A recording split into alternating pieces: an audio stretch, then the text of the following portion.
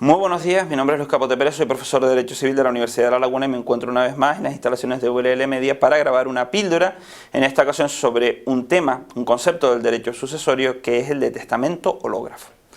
El testamento hológrafo es el tercero de los llamados testamentos comunes que se regulan en el Código Civil, aunque en realidad es el que se regula en primer lugar por delante de los llamados testamentos notariales. Su naturaleza y su particularidad vienen dadas por el hecho de que aunque tiene forma solemne, no se plantea la presencia de un notario ni de testigos. El testamento es válido siempre y cuando se cumplan los requisitos básicos de que sea manuscrito en cuanto al contenido de la firma y que se produzca una expresión de la fecha. Esto tiene una ventaja desde el punto de vista de la expresión de las últimas voluntades porque da validez a la ultimísima voluntad en vida de una persona, que poco antes de su muerte, a lo mejor sin tener ocasión, tiempo o posibilidad de acudir a un fedatario público como es el notario, decide expresar sus voluntades por este mecanismo. Pero tiene a su vez una serie de problemas que es principalmente la generación de suspicacias. Realmente no sabemos cuáles son las circunstancias de la persona cuando otorgó este testamento. Le estaban presionando, estaba muy enfermo, sus capacidades mentales estaban mermadas en ese momento. En estos casos sucede como sucede con todos aquellos actos que despliegan sus efectos mortis causa. Si nos planteamos cuestiones de capacidad de obrar, de que la persona tuviera la capacidad de entender y querer para comprender qué era lo que estaba haciendo y las consecuencias de lo que estaba haciendo, pues en este caso estamos haciendo referencia a una persona que ya no está entre nosotros, con lo cual las averiguaciones sobre ese particular pues solamente se pueden inferir a través de elementos circunstanciales y no del examen de la propia persona. Las circunstancias del testamento hológrafo nos permiten comprender mejor cuál es el valor de la función del notario y de los testigos en los otros testamentos comunes, los que son de carácter notarial.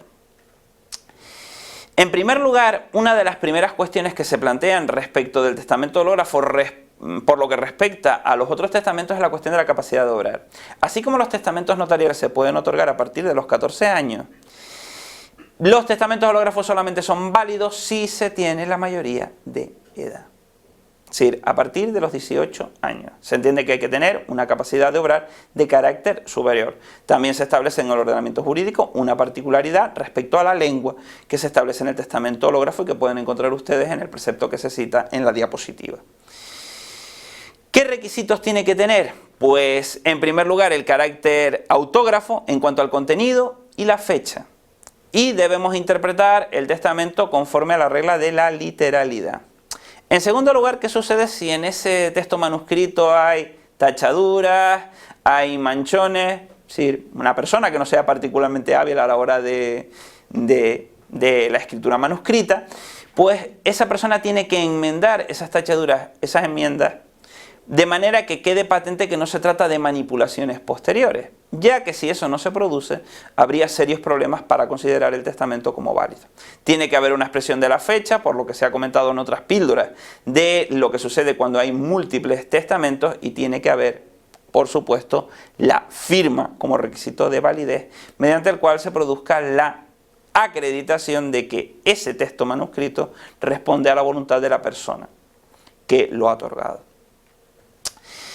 Ahora bien, aquí, como vemos, y al contrario de lo que sucede en el testamento, en testamentos como el testamento abierto, el testamento cerrado de carácter notarial, pues se plantea el tema de que la existencia no ha sido publicitada, no tiene por qué ser conocida. Entonces, un testamento pues puede ponerse de estas características como el hológrafo, puede ponerse en manos de una persona para su depósito o puede aparecer. Entonces, como consecuencia de estas circunstancias en las cuales se produce la elaboración del testamento hológrafo, pues el ordenamiento jurídico, el Código Civil, establece un plazo, pasado el cual si el testamento aparece, pues ya no se tiene o no se toma en consideración. Al mismo tiempo, en los casos en los cuales el testamento es puesto bajo depósito, pues esa persona, el depositario, tiene la obligación de poner en conocimiento que ese testamento existe, que hay un acto de última voluntad, que bien puede ser el propio depositario o la persona interesada que tenga conocimiento del testamento. Si no se lleva a cabo por parte de esas personas, serán responsables de aquellos perjuicios que se irroguen como consecuencia de ese silencio.